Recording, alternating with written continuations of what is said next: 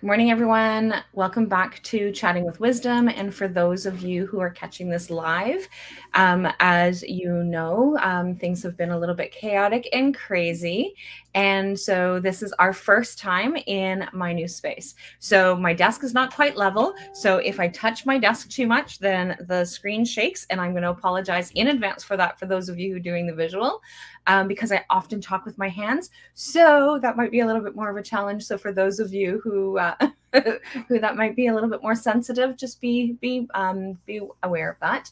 And so I am super excited to be meeting with Yvonne this week. So we're going to talk about how to become the CEO of your life after beating work addiction. And so this is Yvonne Dam. She is a performance coach for people who have too little time and crave to take their business to the next level. Through her programs and VIP coaching, she's here to help you grow your business further while making it feel like a breeze, getting you to drastically reduce your working hours. And when she's not coaching, you can find her indulging in beach walks and a sparkling glass of champagne. Stop working 24/7, bring back the fun and ease in your business, and get ready for that next level with the amazeyourself.com. So welcome, Yvonne. How are you? I'm good. Thank you, Rollie, for having me. I'm looking forward to it. So this is really incredible in terms of timing. And I always say the universe has what it is that we need at the time that we need it. And today, this is definitely something that we need, that I need. As I said earlier, we're moving. And so we're going from an entire wellness center back to being virtual online only. And so I've had to rejig, figure out how I'm doing things. And then I broke my leg. So now it's like, I really need to rejig things. I need to figure out how to streamline what it is that I'm doing and how I'm doing it into a more easy way of making things easier. So I've had to change my hours and all that fun stuff. So this is perfect timing. I love how that all kind of comes together. I think it's your body most likely telling you what your mind and your soul already knows, that you need to slow down. And most likely you already knew it and you were already saying it, but you weren't actually listening because your mind chatter was saying, "Oh, but I need to do this." And then at a certain point of time, I honestly believe that your body has had enough. And if you won't listen, they will show Yep. you. And there you go. Now you can't move anymore, so you have to slow down. And have to ask for help. And so we've had incredible people that have been able to help with getting things done, because I can't lift anything. I can't lift anything. I can't move anything. My office is now upstairs. So once I'm upstairs, I'm not going back down, not until I have to, like all those kinds of things. So really have had to like figure out like, how am I going to manage? Whereas before I would just run up and down the stairs like a crazy person going from one place to the next. Now it's very strategic. Like upstairs, okay, I can spend this many hours upstairs. And then when I go downstairs, I stay down until it's time to come back upstairs for the night. I'm not coming back up again. So it's been quite interesting how all that has happened. And as I was sharing with you before we went on live, that's one of the things my blog post is going to be talking about. Is I thought that my lesson was simply about having to slow down and figuring things, slowing down and asking for help. And I'm like, okay, I got that message. I got that message 3 weeks ago when I broke my leg. But then more things have continued to happen. I've had to go back to the emergency. We've had some complications with cast. And so we've had to replace casts and all these other things. And it's like, okay, seriously, I don't know what the lesson is. So of course I pull out my Louise Hay book and say, okay, Louise, tell me, what is it that's going on? So I pulled it all out. And so that's what I've done a summary of in my blog post for this week. Is like, okay, so what are the lessons? What is it like? What's more involved as to what it is that we need to be doing? Because there is so many things. And as a CEO, as the person who is running our business, we have so many things that like, this needs to be done, and this needs to be done, and this needs to be done. And the whole purpose of doing this is because of something that we love, right? For sure. But sometimes doing something we love, and I'm going to be a bit harsh here, but it's also used as an excuse. Because I meet so many people and they tell me, "Oh no, I'm not addicted to work," or "No, I don't work too much because I love my work. So how can I work too much if I do what I love?" Right? Yeah. And in a way, sure, I see that point of view, but in a way, I'm like, no. there is a distinction between work and life, and there is a distinction for a reason. And even though you love your work a lot, there always should be room for life. And life meaning not working, being with your loved ones, doing something else like relaxing, traveling, having fun, and if you're all the time working, doesn't matter how much you love it, you're most likely still a workaholic. Well, and that's what I mean, right? So like in terms of like us getting into this business, like into our business, whatever our business is, we're doing that part because of that's something that we love.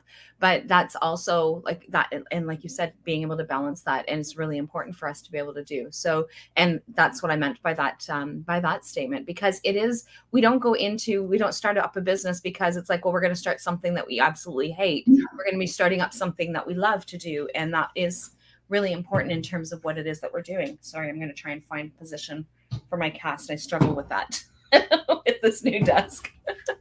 and so, and so that's one of the things that we need to be doing, is how to be able to balance that and changing things. And like I said, so having more condensed hours for me is like really important. So there's some family issues, family matters that I've had to, like, the move has made that part very clear.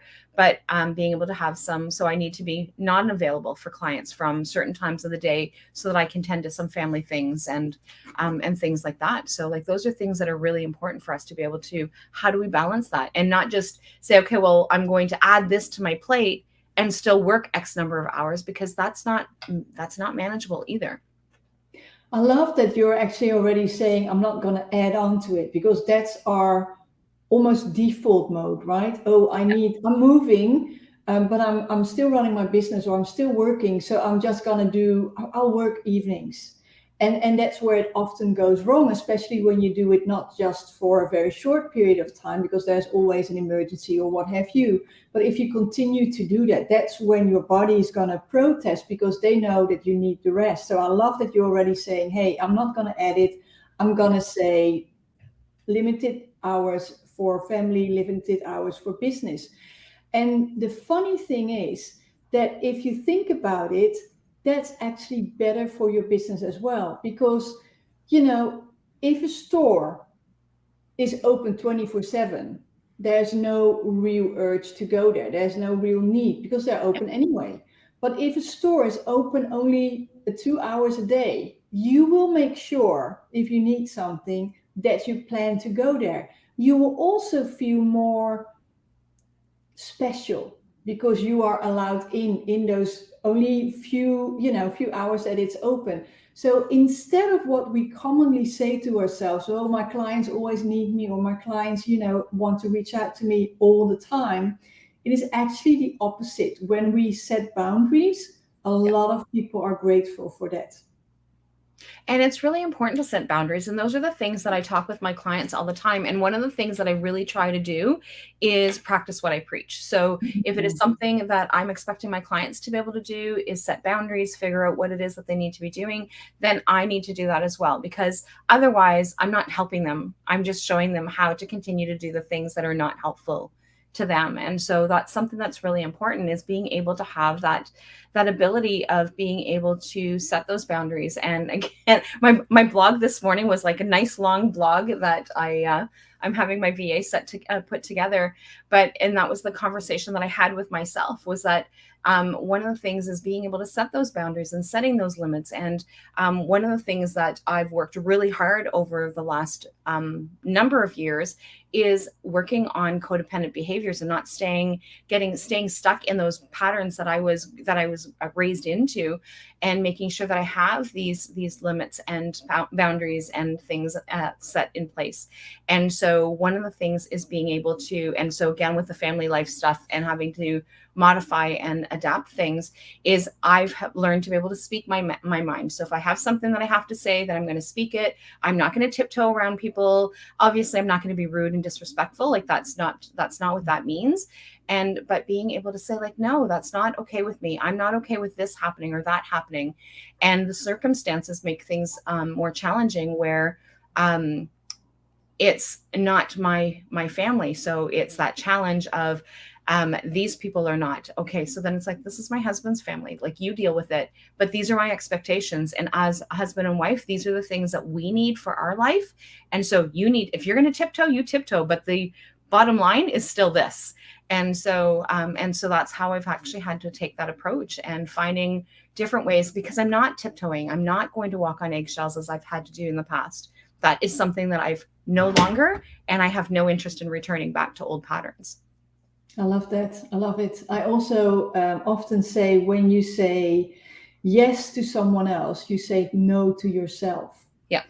And it's often true. And we, actually, if you talk about self-love and how to live a happier life, it all starts with loving yourself, right?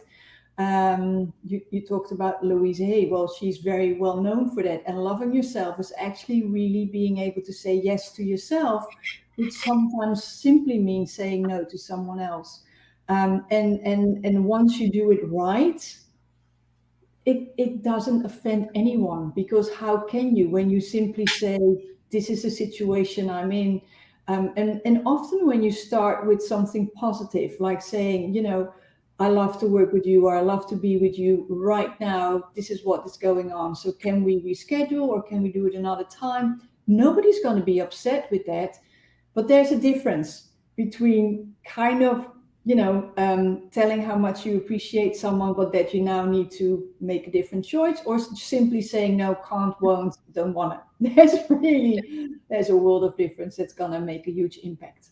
Yeah, and it really does, and it makes it makes those changes as to what it is that we need to, and like, so we're talking about being the CEO of your life in terms of working, like, so we're like, I'm making reference in terms of being my own boss, but it doesn't matter where it is that you work. And so I have a client who, that was one of the things that we were talking about a couple weeks ago.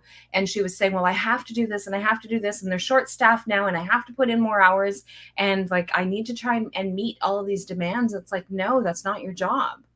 Your job is not to try and fill in all of the blanks, and that you have to work a 30-hour day so that you can try and meet the demands of the clientele. That's their job to figure out. If they're short staffed, they need to figure out what it is that they need to do.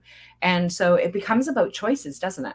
Yes, yes. And it's something, I love your example, because it's something that a lot of people do.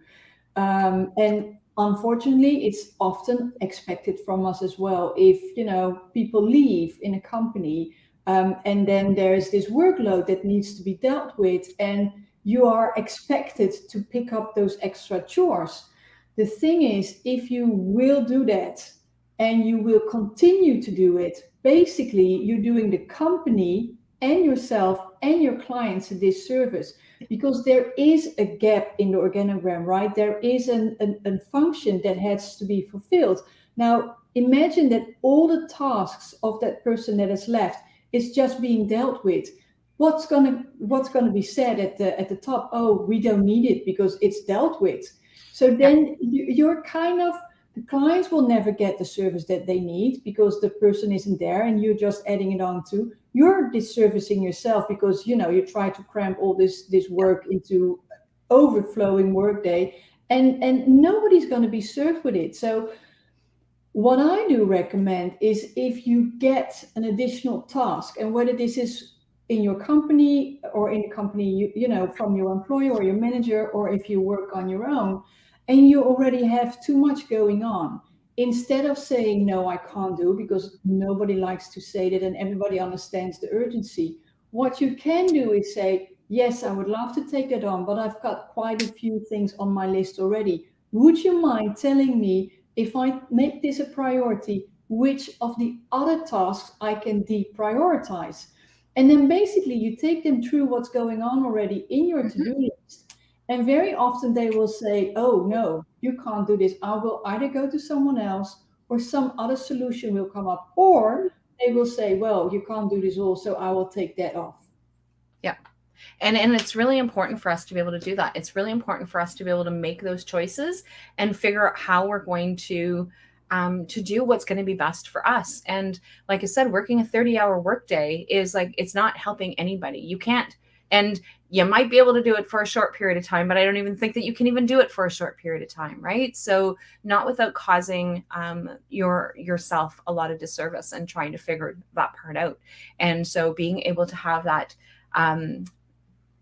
being able to take a step back and looking at and prioritizing what is important to us. And so the people who are working these extra hours, they have to take away from their family, what these extra people that are doing that, and they have to take away from themselves.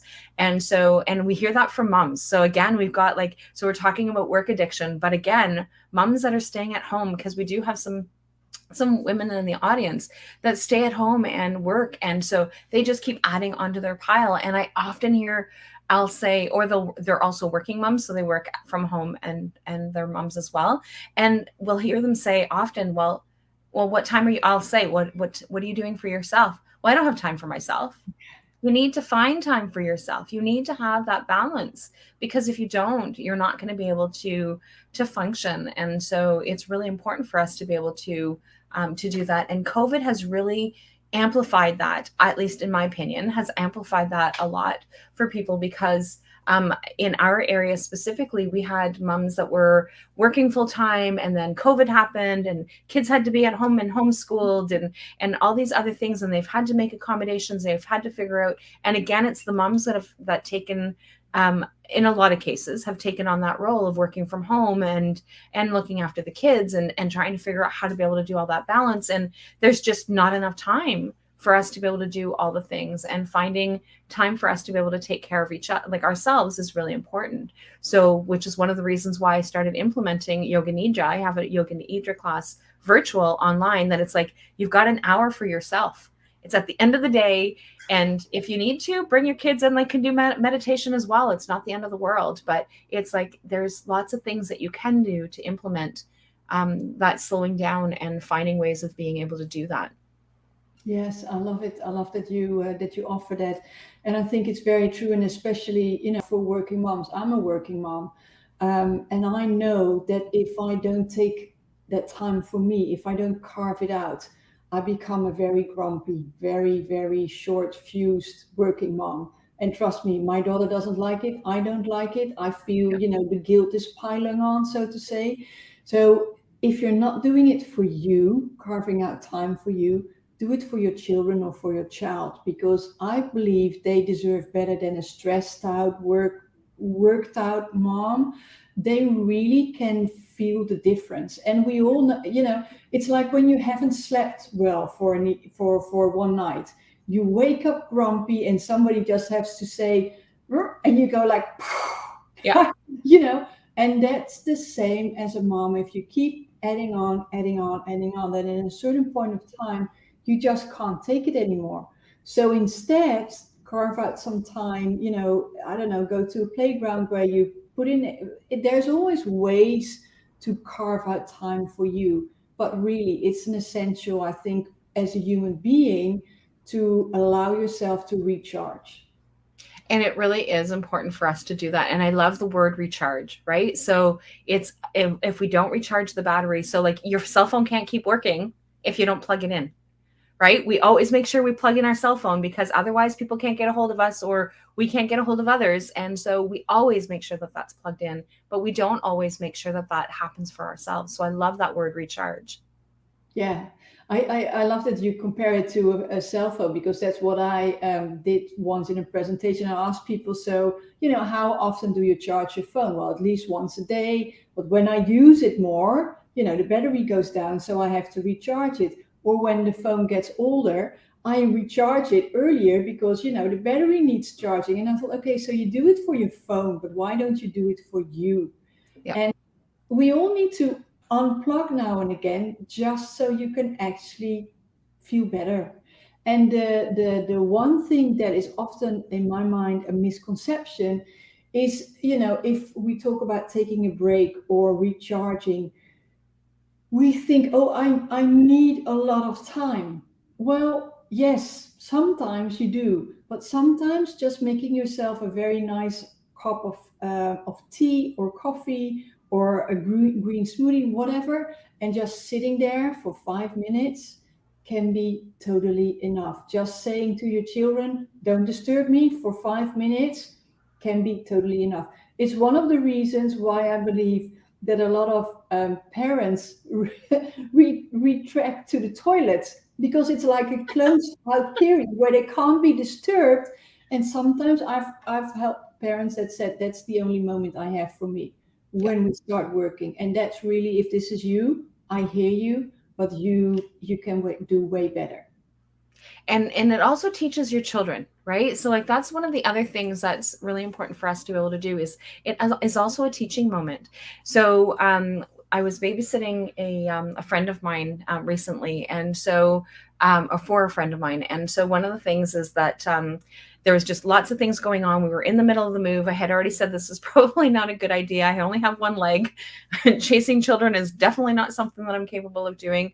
But it was like, okay, so I can help temporarily. They are older.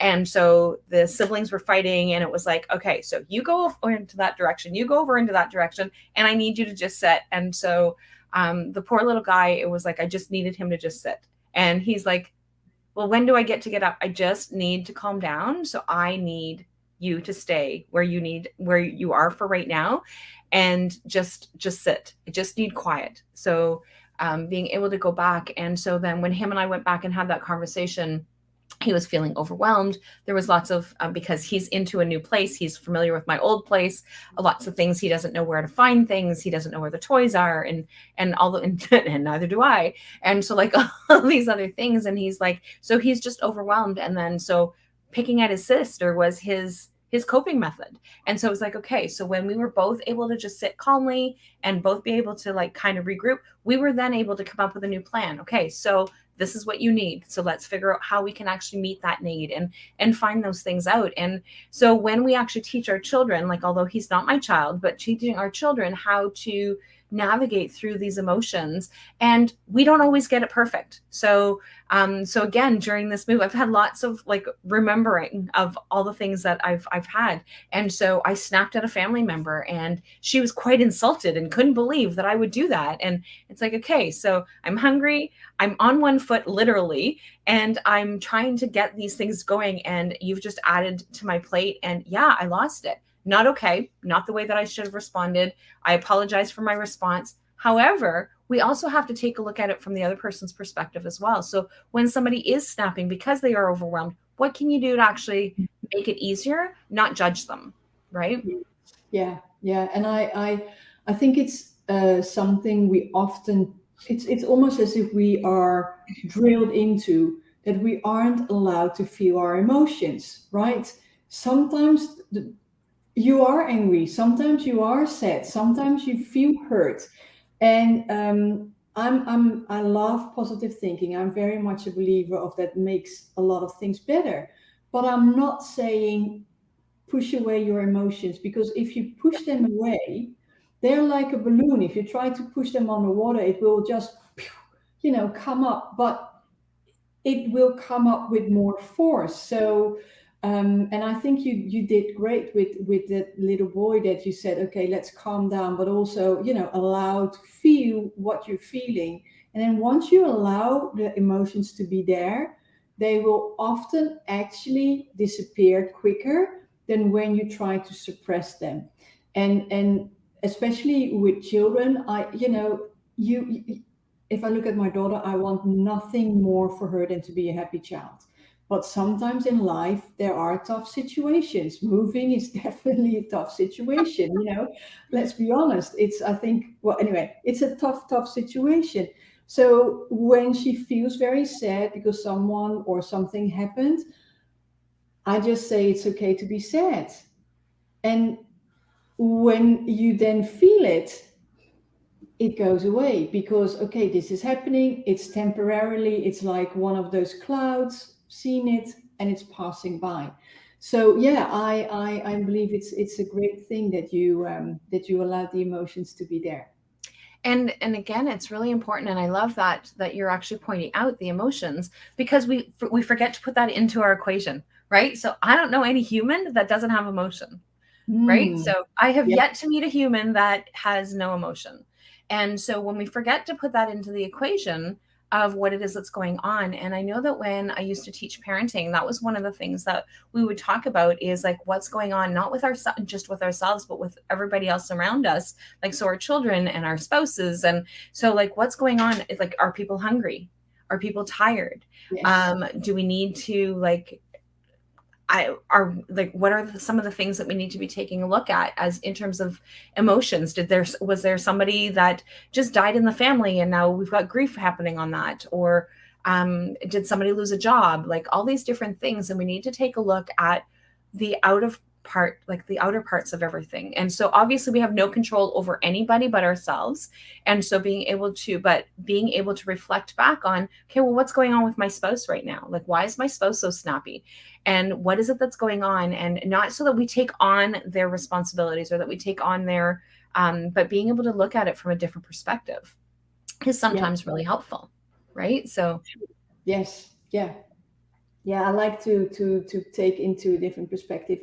You know, there's a saying, right? You can't speak about what's happening because you have not been in their shoes, and you can imagine it and you can ask about it, but if you haven't been in their shoes, you can't really say anything about it because it's not just that moment, but there might be so many things in the past that has led to how this person is feeling right now. yeah. So and I love those pictures where you see, you see one thing and you immediately think the worst. And then when you change the picture, you see actually how that person is trying to save someone instead of pushing. And I think that happens too often.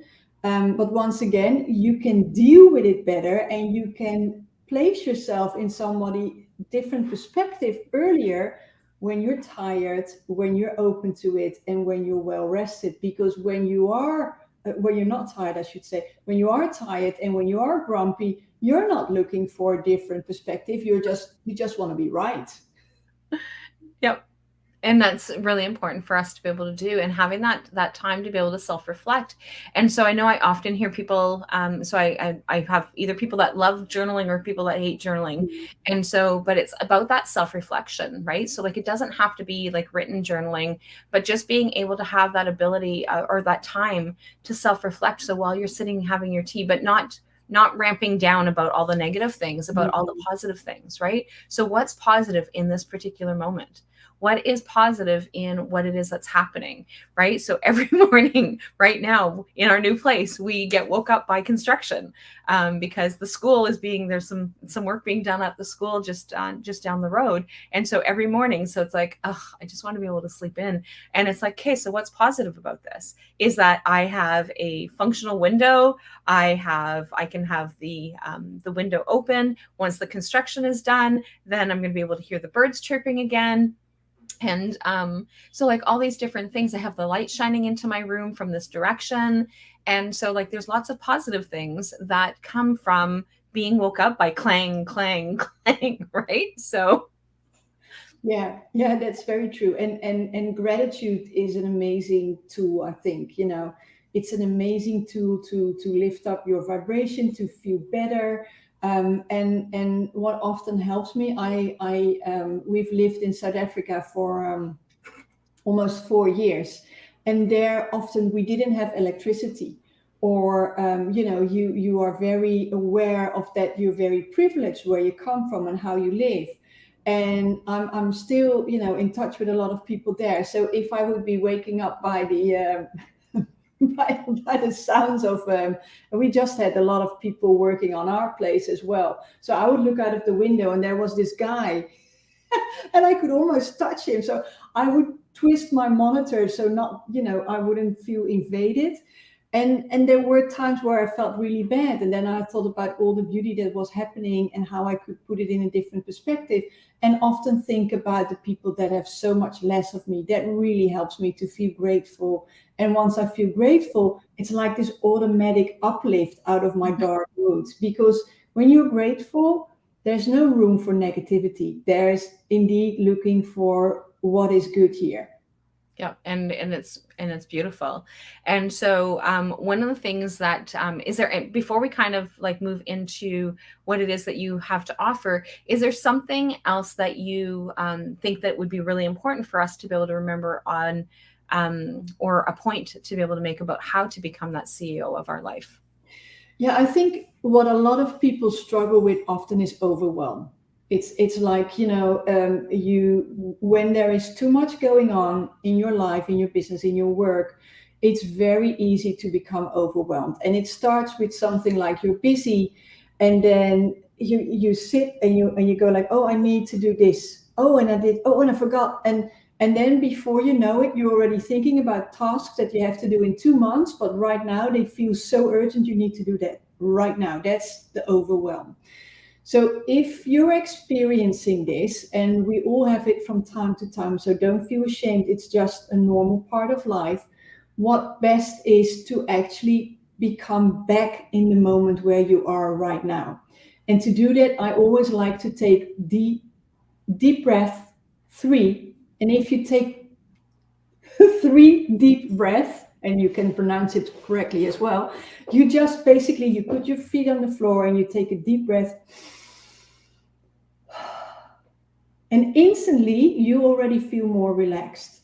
Now, if that doesn't help you, touch your arms, and it's like giving yourself a hug, and you again become very aware that you are here right now and that you're actually, this is you. You relax a bit more. Now, when you are a bit more relaxed and you can take so many breathers as you need, then you start thinking about, okay, there's a lot going on in my life, and there's a time and place for everything. What is the one, only one, what is the one thing right now that needs my attention? Not 2 months, not tomorrow, not but one thing. Okay, can I do it? Do I need help? What do I need to do right now to take that action? And then that's how you go. If other thoughts come about all the rest, you just park them. You say, great, I'll come back to it later. I'm only focusing on one thing. And that's basically how you tackle it. You get really mindful in the here and now, and you focus on the one most important task that needs your attention, and you go from there. And with that, the overwhelm will disappear. But this is a short term solution. So if overwhelm really haunts you, you need to make changes in your life. And that's really, really important. And it is easy for us to become overwhelmed with all the things, and being able to have those different steps. And so now, one of the things that you have in terms of an offer for people to learn is a guide to 5 extra hours. Do you want to talk a little bit about that? And I will share your Yes. link. Yeah, so it's I started my career as an international tax lawyer, and we all know lawyers charge by the minute, right? So I know all about productivity and to how really do more in less time. And one of these techniques, I've written it down, and it's the way to get into flow while working. It's a really effective way, and it's a free guide where I've written this all down, and you can you can download it, you can use it. I use it almost daily, but as sure use it weekly, and it saves me so much time. And I would love for people to go there and to get their own copy and start implementing it, because for sure, you get that time you're craving for yourself, you get by using this technique.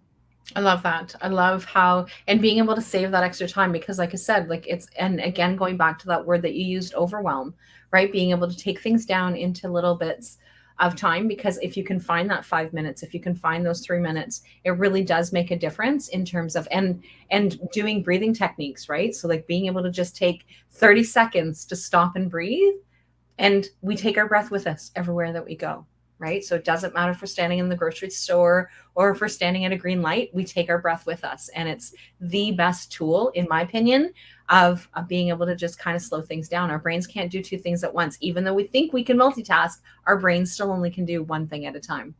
Yes, Right? for So, sure. Yes. so love that. So thank you so much for sharing. And this was a great conversation, and I think it was very helpful. I know it was definitely a good reminder for me with everything that's been going on. And so it's really helpful for us to be able to take things down, slow things down, and taking control of our life. And we get to make the choice of how we're going to manage that. right? So thank you.